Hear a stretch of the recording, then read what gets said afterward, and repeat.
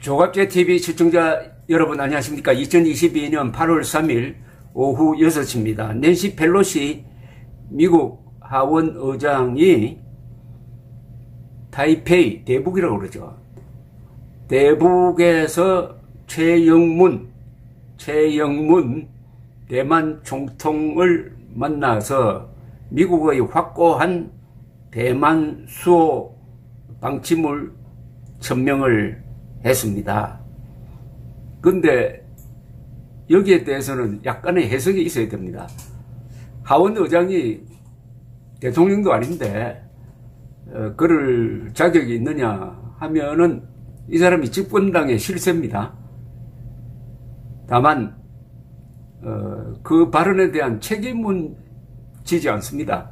책임은 역시 바이든 대통령이 지는데, 지금 미국의 공식적인 입장은 대만 방어에 대해서는 애매모호합니다. 무력으로 현상 변경을 하는 것은 반대다. 이게 미국의 입장입니다. 그리고 중국 공산당 정권이 중국 전체를 대표하는 유일한 합법정부다 하는 것은 또 존중합니다. 다만 무력으로 대만을 합병하는 것은 반대다. 그럼 무력으로 할 때 대만을 지키기 위해서 군사력을 투입할 것이냐, 그 부분에 대해서는 일체 입장을 이야기하지 않습니다. 그리고 미국과 대만 사이에는 동맹관계가 아닙니다. 군사동맹관계가 아닙니다. 그런데 펠로시 의장은 본인의 반중국적인 성향을 적나라하게 드러내면서 마치 미국이 대만을 끝까지 지켜낼 것처럼 이야기를 하고 있습니다. 대만 문제가 나왔으니 말이지, 대만이 저렇게 독립국가로, 민주국가로, 경제강국으로 살아있는 것은 6.25 때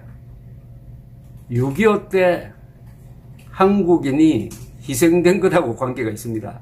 6.25 남침이 있자마자 트루만 대통령은 맨 처음 조치로 미국 7함대를 대만 해협에 보내가지고 중국이 대만을 침공하지 못하도록 합니다. 이게 첫 조치입니다.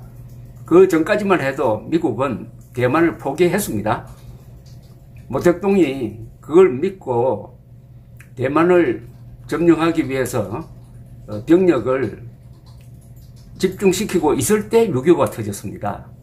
그러니까 트루만이 6.25 남침 뒤에는 스탈린과 모택동이 있다, 이런 판단을 하고 포기했던 대만을 지키는 행동에 나서서 지금까지 대만이 저렇게 살아 있습니다.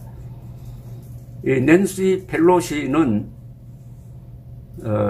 이번 행동으로 미국에서는 여러 비판도 있고 찬성도 있습니다. 비판하는 입장도 오히려 민주당 쪽에서 많이 나오고 있습니다. 바이든 대통령도, 그리고 미국 군대도 지금 우크라이나 전쟁이 더 급한데 괜히 시진핑을 자극할 필요가 있느냐는 측면에서 대만 방문을 반대했다고 합니다. 그러나 공식적으로는 이야기할 수 없었고, 펠로시 의장은 아마 이번 가을에 중간선거가 있으니까 그걸 의식해서 좀 상당히 강경한 이런 외교 행보를 보이고 있다고 판단되는데, 오늘 오후에 한국에 옵니다. 한국에 오면은 윤석열 대통령을 만나느냐, 예의상 만나는 게 맞다고 저는 생각을 하는데, 미국에서 하원 의장은 권력승계 제3입니다. 대통령이 유고시 부통령이 유고하면은 하원 의장이 대통령이 되는 겁니다. 그러니까 경호를 아주 철저하게 합니다. 이번에도 펠로시가 탄 미 공군기를 전투기가 여러 대 호위를 하고 했습니다.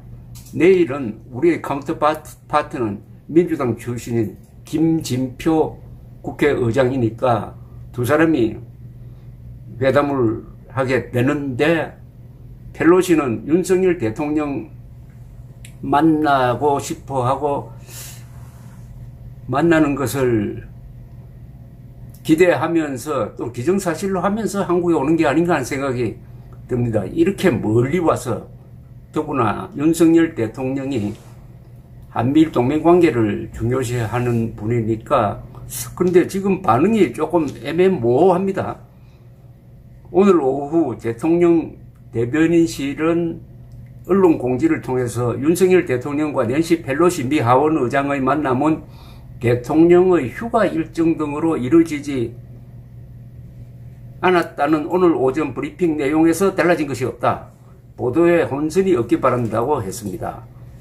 일부 언론이 내일 만남을 조율 중이라는 그런 뉴스를 내보낸 데 대한 반박인데 대통령실 관계자는 기자들과 만나 양측의 만남 제안이 있었느냐는 질문에 전혀 없었다. 조율 중이라는 보도는 오보라고 했습니다. 그런데 휴가를 지금 지방으로 간 것도 아니고 서울에 있는데 저 멀리서 찾아온 손님이고 더구나 지금 굉장히 중요한 순방을 하고 있고 일본에도 갑니다만 싱가포르, 대만, 한국, 일본 글쎄요 아마 이 일정이 달라질 가능성도 있다고 생각을 합니다.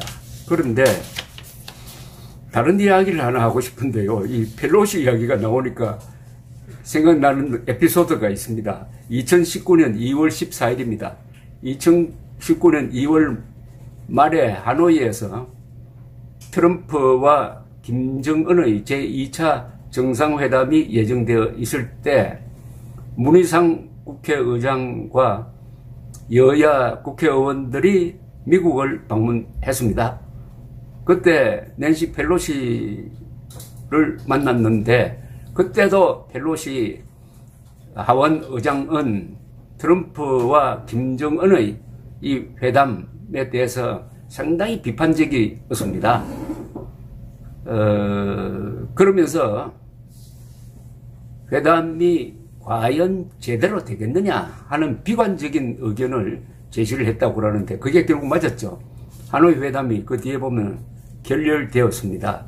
그때 문희상 국회의장이 자기가 직접 섰다면서 만절필동이라고 쓴 휘호를 선물로 주었습니다. 그게 또 사진에 찍혔어요.